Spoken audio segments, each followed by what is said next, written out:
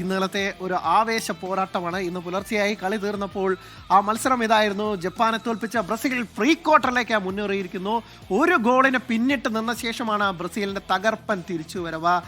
Injury ടൈമിലായിരുന്നു ആ വിജയ goal വന്നത്. എന്തായാലും ബ്രസീലിന്റെ ആ തകർപ്പൻ ജയത്തിന്റെ റിപ്പോർട്ടിലേക്ക്.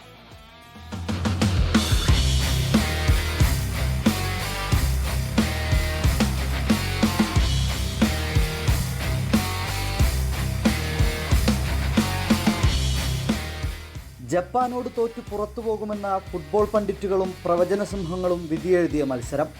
തുടക്കത്തിൽ പ്രവചനം ശരിവെക്കുമെന്ന് തോന്നിയെങ്കിലും അങ്ങനെ തോറ്റുപോകുന്നതല്ല കാനറികളുടെ കളിക്കരുത്തെന്ന് തെളിയിച്ച കളി. മത്സരത്തിൻ്റെ ആദ്യ മിനിറ്റ് മുതൽ ആക്രമിച്ച് കളിക്കുന്ന ബ്രസീലിനെയാണ് ഹൂസ്റ്റണിൽ കാണാനായത്. എന്നാൽ ആക്രമണത്തിൽ നിന്ന് ലഭിച്ച അവസരം മുതലെടുത്ത ജപ്പാന്റെ കൈഷു സാനു 29-ാം മിനിറ്റിൽ കാനറികളുടെ വലകുലുക്കി.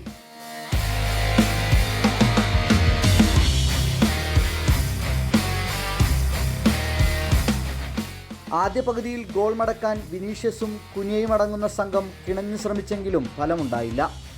ആദ്യ പകുതിക്ക് പിരിയുമ്പോൾ സ്കോർ ബോർഡിൽ സമുറായികൾക്ക് മുൻതൂക്കം. രണ്ടാം പകുതിയിൽ മധ്യനിരയിൽ നിന്ന് ലൂക്കാസ് പക്വിറ്റയെ പിൻവലിച്ച മുന്നേറ്റ താരം എൻട്രിക്കിനെ കളത്തിലെത്തിച്ചു. ഒരിക്കൽ കൂടി കാനറുകളുടെ രക്ഷകൻ അവതരിച്ചു.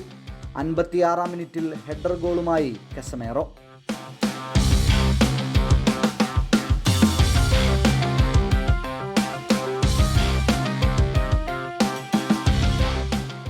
സമനില പിടിച്ചതിന് പിന്നാലെ ടീമിനെ മുന്നിലെത്തിക്കാനുള്ള വിനീഷ്യസിന്റെ ശ്രമം ജപ്പാൻ ഗോൾ കീപ്പർ സുസൂക്കി തട്ടിയകറ്റി.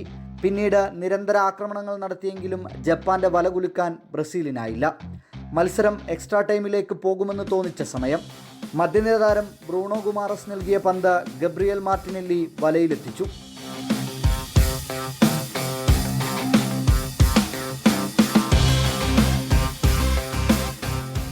തോറ്റെങ്കിലും തലയുയർത്തി തന്നെയാണ് ജപ്പാന്റെ മടക്കം. World cup desk 24.